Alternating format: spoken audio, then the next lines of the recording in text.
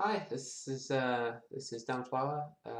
This is the first of my video blogs, and the reason I'm doing them is that I sometimes feel as if like I have like a concept floating around in my head, and I feel the need to kind of teach someone else about it.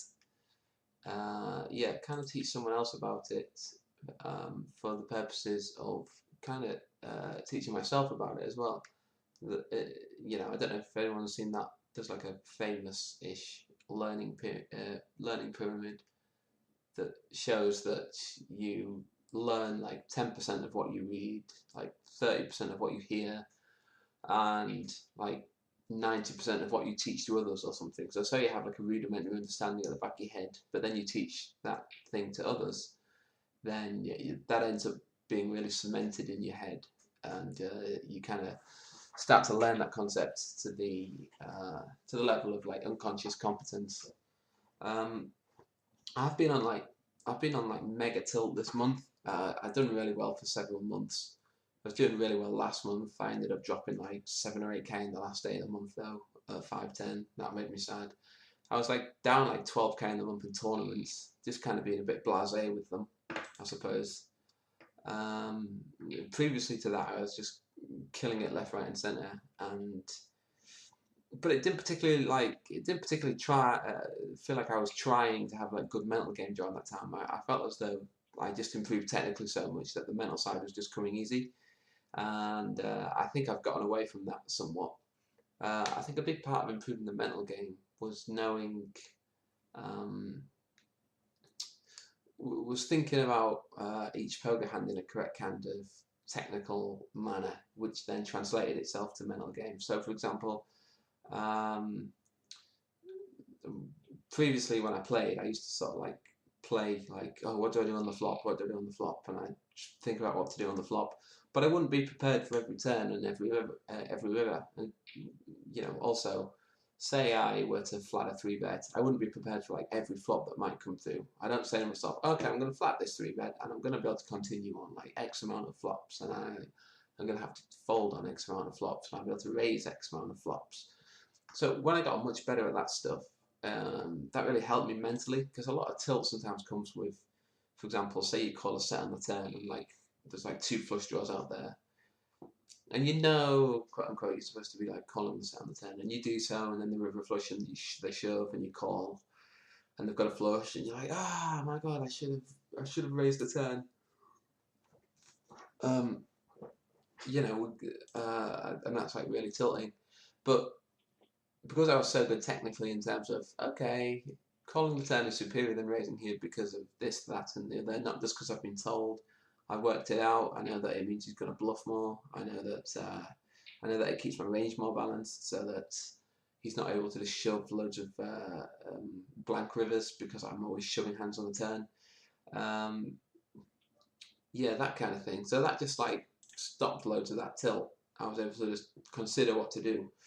Um, and recently it's just like, yeah, I've gotten away from that. I seem to be playing hands in a vacuum, or in a street vacuum somehow almost, and then being like, oh my god, what's going on the next street? I had an insanely tilting hand yesterday that was just the perfect example. The day before yesterday, I had to take yesterday off because I was just too mad. Um, yeah, I just had an insanely tilting hand where I was in like a four bet pot with aces, and I was in a four bet pot with aces, and I'd slow played it pre-flop because the guy had cold four bet me. I didn't want to five bet because my five bet range there, I knew that he'd know my five bet range there was basically aces. So don't get me wrong. If I hopefully I would have said to myself, if I didn't have aces with 8-9 suited or something, I could have stuck in a five bet. But basically, he was going to perceive my five bet as aces. There's no doubt about it. So I flat the call forward with aces, and then it come like Queen 7-6, not too bad, or Queen 6-5 or something. Rainbow check called the flop. Turn was a 7, and he just bet the perfect amount in rhythm to be setting up stacks with the river. Kind of felt like possibly he might just bet that with kings, so I was kind of technically just okay, need to call this street. But you see how each street was just in a vacuum, like pre-flop, got to flat the aces, flop, and Queen 7-6, got a call. Yeah, turn 8. Oh, fucking hell. It feels a lot like 9-10 or something, or like 8-7, or like queens. Okay, cool. And then the river was just like a blank, and he just like took like 2.5 seconds, if that, and shoved like an extra $700 on the river or something. A 2-5, like a really big shove.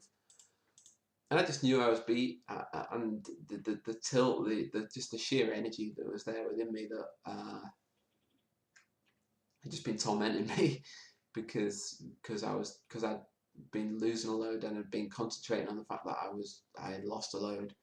It just turned into a battle in my head. I was going, no, you need to fold. It's obvious. Like he has no bluffs there. He has like queens at the very least. If not straight. If not like loads of the random stuff he would have called 4-bet this deep. And it was just a battle. I just knew with 100% certainty I was beat. And then the rest of my mind was going, no, you got aces, you were supposed to win. And it was crazy. It was just like, yeah, just pure like schizophrenia. I know like schizophrenia doesn't actually mean two people, so call it like Jekyll and Hyde or whatever. But yeah, that shouldn't be happening. I should be like flatting the aces pre-flop, knowing that okay, I'm starting to realize I'm gonna have to fold. Like it's obvious, you know what I mean? It's not calling this to call down 100% of the time. And so like I was like fold the river, and then my head was going, no, game theory wise, you flatted the aces here. You need to call. And I was like, no, I don't. Like you made it like fairly small. Like I've got like loads of 2 pairs myself. I've got like sets myself. I've got a straight myself that I check called I called pre-flop, then check called on the flop. Like I got like loads of hands. Got like loads of hands to call with.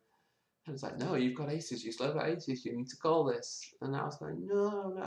And then obviously in the end I called, which I knew to be wrong. And obviously he had like a 10 random straight, like 9-10 or something. And yeah, I basically don't feel I can get back to playing until, I don't think, I can't get back to playing until I fix that issue. So it's a relatively small issue. It's where all tilt comes from. It's like not knowing that the next street is going to be this, and not knowing that this is going to happen. And when it does happen, I expected that, as opposed to it being tilting. Like, a tilt only happens when you think that should never have happened.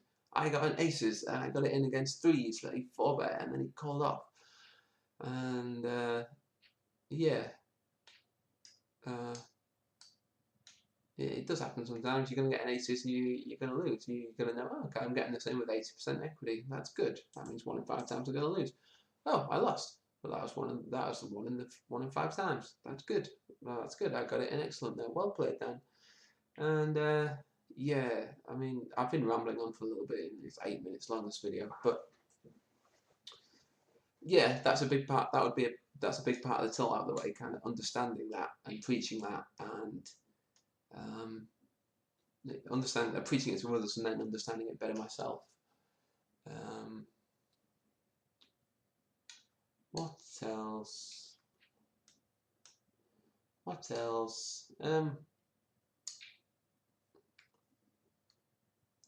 I don't know. I think that's the major tilt at the moment. It's just it's not just that example. It's loads of examples like you 3-bet or you c-bet a flop that you think, I can one and done this. Oh, he raised. Oh God, why was I betting no equity? I know I'm stupid. Basically, not being accepted of mistakes as well. Like mistakes happen, and they're not even really necessarily mistakes. Like I'm good at poker. If I've decided it's a good thing to do, it probably is a good thing to do in the long term. I doubt that I'd do anything that anyone would look at and go, that is horrendous, just pure horrendous, definitely loses. So, having that knowledge that I'm actually pretty good, and having that knowledge that, okay, a 3-bet 6 flop suited, this guy flats like 100% of his wide opening range. He's got a really high fold to 3-bet. It's very thin fold. He never raises. Got like 6-4. The flop's like Queen 7-2 or something. I can go half pot and make an instantly profitable c-bet. I don't have to, which is unbalanced, and that's fine. And that's it. I think I tend to go pretty mad with myself when I do an unbalanced play. When I do an unbalanced play and it doesn't come off, like the tilt really hits me quite hard. Like I'm not really, I don't really go easy on myself if I make an unbalanced play and it doesn't work. So say I see bet like 6-4 or something with even less equity and like Queen 7-2, I kind of know at the back of my mind it's unbalanced. I should at least have some equity. Like maybe I don't even have a backdoor flush draw. Otherwise I'm just really exploitable there. But I suppose I should only go mad at myself if I'm getting exploited. Like if I do it and I get called by ace high. That's the only time I should really be like, I'm getting called by like jack high, like jack 10 high. Then yeah, go mad at yourself. You got exploited. But loads of times you're not getting exploited, and that's the reason you do it. And so having made that exploitative play and it failing, then that is fine. Like that is fine. But the mind comes in and tells me it's not fine. Says I made a mistake. Says I shouldn't be so out of line. Said that I shouldn't have done that. And it's nonsense. I should have done it. I thought it was the right thing at the time. So basically, I just wanted to make this video so as to teach myself and perhaps teach others always to always bear in mind all the possibilities that can happen.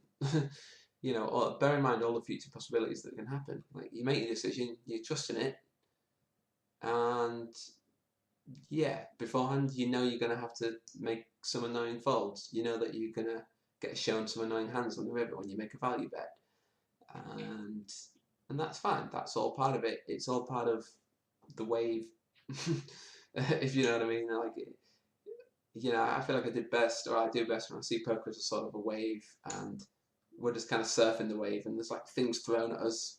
It's a wrong terminology, really. Things are thrown at us, but things come along, and it's just how we deal with them.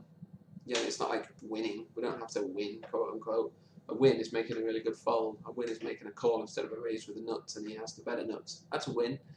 That's all part of it. It's not supposed to be like, oh, we just play and we win loads of hands and all the rest of it. You know, there'll be loads of annoying spots, and the winning is in how we deal with those spots. And